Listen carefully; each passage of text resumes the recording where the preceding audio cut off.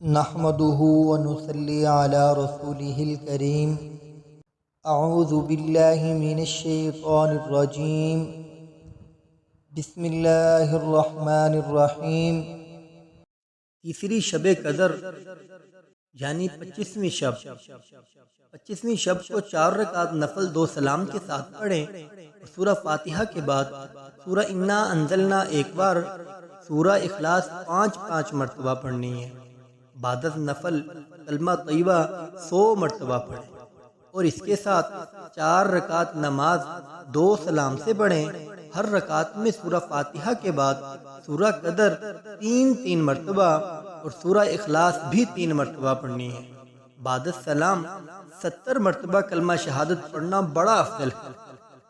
اس رات کا خاص وظیفہ، 25ویں شب کا خاص وظیفہ 7 مرتبہ سورہ فتح پڑھنا ہر مراد کے لیے بہت افضل ہے۔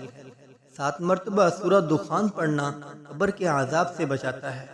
جزاکم اللہ خیر۔